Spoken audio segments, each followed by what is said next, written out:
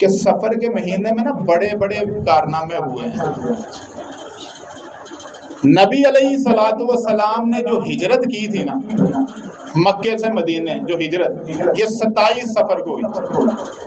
کب ہوئی تھی؟ 27 سفر. ہجرت کے بعد نبی علیہ یکم ہجری کی بات ہے، اور 2 ہجری میں غزوہ بواد ہوا ہے. اس کے 2 نام ہیں، غزوہ ابوا بھی اس کا نام ہے، غزوہ بدان بھی اس کا نام ہے.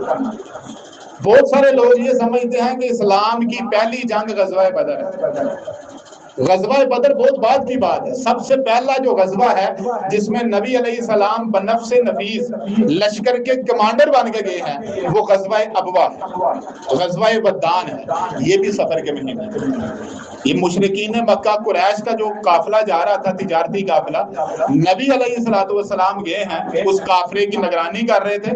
اور پہلا موقع تھا کہ مدینے کے اندر سے باقاعدہ آرمی باہر نکلی ہے، اور نبی علیہ السلام as a chief army staff باہر آئے، اور آپ نے سعد بن عبادہ رضی اللہ عنہ کو اپنی جگہ پہ مدینے میں مقرر فرمایا.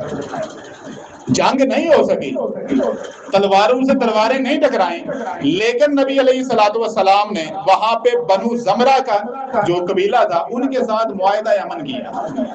ان کے ساتھ کمٹمنٹ ہوئے کہ باہمی تعاون کی جو ہے وہ اصطلاحات پہ سائن ہوئے کہ ہم آپس میں مل جل کے ایک دوسرے کا دفاع کریں.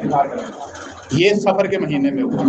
نبی علیہ السلام خیبر سے واپسی پہ آ رہے ہیں تو حضرت صفیہ رضی اللہ عنہ خیبر کے بعد، یہ جنگی قیدیوں میں تھی، یہ قبیلے کے بنو نزیر کے جو سردار تھے ان کی بیٹی تھی. نبی علیہ السلام نے انہیں آپشن دی تھی کہ آپ چاہیں تو آزاد ہو کے واپس چلی جائیں، چاہے تو اسلام قبول کر لیں. اور انہوں نے اسلام قبول کر کے نبی علیہ السلام کی زوجیت میں ہی آئے.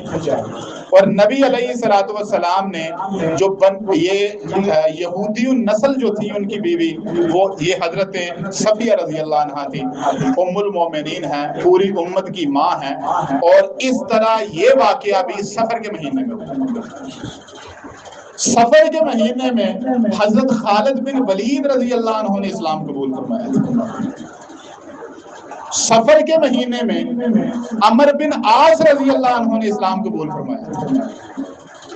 یہ وہ بہت بڑے بڑے واقعات ہیں جو سفر کے مہینے میں ہوئے.